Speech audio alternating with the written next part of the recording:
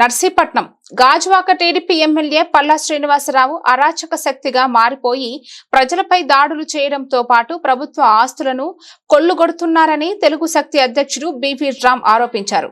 రాష్ట్ర టీడీపీ అధ్యక్షుడిగా నియమితులైన నాటి నుండి పల్లా శ్రీనివాస్ నయవంచకునికి ప్రతిరూపంగా వ్యవహరిస్తున్నారని ఆయన అన్నారు. బుధవారం నర్సీపట్నంలో ఒక ప్రైవేటు హోటల్ జరిగిన విలేకరుల సమావేశంలో తెలుగు శక్తి అధ్యక్షుడు బివి రామ్ మాట్లాడుతూ ఎమ్మెల్యే పల్లా శ్రీనివాసరావుపై తీవ్రమైన ఆరోపణలు చేశారు. గాజువాక ప్రాంతంలో ప్రభుత్వ స్టీల్ ప్లాంట్ కు సంబంధించిన ఆస్తులను పల్లా అండ్ కో కబ్జాలకి పాల్పడి కోట్లాది రూపాయలు వెనకేసుకుంటున్నారని అన్నారు. ఎమ్మెల్యే పల్లా అక్రమాలపై తాను సిబిఐ ఇతర దర్యాప్తు సంస్థలకు ఫిర్యాదు చేస్తే తనపై పల్లా తన అనుచరులతో దాడి చేయించారని ఆరోపించారు. ఈరోజు ఆంధ్రప్రదేశ్లో ప్రజాస్వామ్యంలో ప్రశ్నిస్తే చంపుతామని, దాడులు చేస్తామని ఇది ఎక్కడికి పోతుందో అర్థం కావట్లేదు. ఒక బీహార్ సంస్కృతి తీసుకొచ్చారు. ఈరోజు గాజువాకలో బీహార్ తలదించలాగా పల్లా అండ్ కో నా పైన దాడులు చేశారు, అక్కడ విలేకరులపై దాడి చేశారు. అంటే హతం మార్చడానికి ఎంత దూరం వెళ్తున్నారు. ఇది నిజంగా ప్రభుత్వం పరిపాలన ఇదొక మచ్చను మనం చేస్తున్నారు. చంద్రబాబు నాయుడు గారు, పవన్ కళ్యాణ్ ఈ రాష్ట్రాన్ని వదిలేస్తారని చెప్పి ప్రజలు నమ్మి ఓటేస్తే ఈరోజు అరాచక శక్తిగా తయారయ్యాడు పల్లా శ్రీనివాస్. ఒక టీడీపీ రాష్ట్ర అధ్యక్షుడిగా ఉండి ఆయన ఏ జిల్లా పడడం చేయట్లే, కేవలం భూ సెటిల్మెంట్లు, కబ్జాలు ఇవే తప్ప ఈ 10 నెలల్లో ఏ జిల్లాకి వెళ్ళి అడుగుతున్నాం. శ్రీకాకుళం జిల్లా వెళ్ళలేదు, విజయనగరం జిల్లా వెళ్ళలేదు, అనకాపల్లి జిల్లా వెళ్ళలేదు, కేవలం విజయవాడ, అమరావతి, విశాఖపట్నం. ఆయన దగ్గర మురళి అనే వ్యక్తి ఉన్నాడు.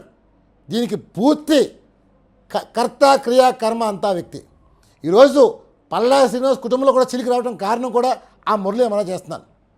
మరి ఈవేళ నేను ఒకటే కోరుతున్నాను చంద్రబాబు నాయుడు గారిని, అలాగే పవన్ కళ్యాణ్ గారిని, మరి నాడు ఏదో జగన్మోహన్ రెడ్డి ఏదో ఈ రాష్ట్రానికి వచ్చేస్తే అరాచకం అయిపోద్దని చెప్పి పాతాల్లోకి తొక్కేస్తా అని చెప్పిన పవన్ కళ్యాణ్ ఈరోజు మీ ప్రభుత్వమే నా పైన దాడులు చేస్తే దీనికి సమాధానం పవన్ కళ్యాణ్ ఏం చెప్తానో అడుగుతున్నాను.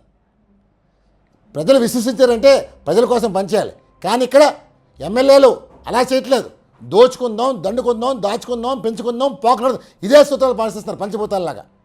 ఇది షేమ్. ఇది ఈవేళ ఒక వ్యక్తిపై దాడి చేస్తే చంద్రబాబు గారు స్పందించబడడం చాలా విడ్డూరంగా ఉంది. ముఖ్యంగా మీడియా ప్రతినిధులు కవర్ చేయడానికి వచ్చారు. వాళ్ళు ఏం తప్పు చేశారు? వాళ్ళ డ్యూటీ వాళ్ళు చేశారు. ప్రైమ్ లైన్ రిపోర్టర్ జే అర్జున్ రావుని బాగా దాడి చేసి లెఫ్ట్ ఇయర్ డ్యామేజ్ చేశారు. డాక్టర్లు ఆ చెవు కంప్లైంట్ చెప్తున్నారు. మరి దీనికి ప్రభుత్వం ఏం చెప్తే అడుగుతున్నాను. ఈరోజు రాష్ట్ర ప్రభుత్వం ఫెయిల్యూర్ అమలు చేస్తున్నాను, లా అండ్ ఆర్డర్ ఫెయిల్యూర్ అమలు చేస్తున్నాను. నేను నా పర్యటన షెడ్యూల్ మొత్తం నేను రిలీజ్ చేశాను. సో మరి గాజువాక పోలీస్ స్టేషన్లో ఏం చేసి అడుగుతున్నాను. అక్కడ 2 పోలీసులు పెట్టారు, కంట్రోల్ చేయలేపారు. ఆవేళ సీసీ ఫుటేజ్ వేళ ఒకటే అవుతున్నాను. ఆ హోటల్ సీసీ ఫుటేజ్ని బయట పెట్టాలని చెప్పి డిమాండ్ చేస్తాను ప్రభుత్వాన్ని. నిజంగా మీకు చిత్తశుద్ధి ఉంటే ఆ సీసీ ఫుటేజ్ ఈరోజు సాయంకాలం లోపల బయట పెట్టాలని చెప్పి తెలుగు డిమాండ్ చేస్తుంది. అంటే నేను పల్లా శ్రీనివాస్ పైన 24 ఏప్రిల్ని సిబిఐకి, హోమ్ మినిస్టర్కి ఫిర్యాదు చేశాను. ఇతను భూ కబ్జాలు చేస్తున్నారు, స్టీల్ ప్లాంట్, కేంద్ర ప్రభుత్వం ఆస్తులు కూడా లాక్కుంటున్నారు, భయభ్రాంతి గురి చేస్తారు, అధికారులు కూడా భయపడుతున్నారు. మీడియా ప్రతినిధులు కూడా ఏమైనా కవరేజ్ చేయడానికి వెళ్తుంటే వాళ్ళని బిల్డింగ్లు ప్లాన్ అప్రూవల్ కట్టేస్తుంటే మీడియా పాపం వాళ్ళ డ్యూటీ వాళ్ళు చేస్తున్నారు. అలాంటి వాళ్ళు కూడా కొట్టమని చెప్పి ఆదేశాలు జారీ చేశారు పల్లా శ్రీనివాస్. ఇది షేమ్. ఇది ఇలాంటి వ్యక్తి, ఇలాంటి నైవంచుకొని రాష్ట్ర దృష్టి ఉండటం ఇది నిజంగా ఆంధ్రప్రదేశ్ దౌర్భాగ్యం చేస్తాను.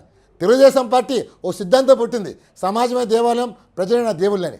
అలాంటి మహానుభావుడు పెట్టిన అన్న ఎన్టీఆర్ పెట్టిన పార్టీలో ఒక చీడి పురుగు మాత్రం తయారాడు ఈ పల్లా శ్రీనివాసరావు. ఒకటే కోరుతున్నాను, మీరు హై లెవెల్ కమిటీ చేయండి.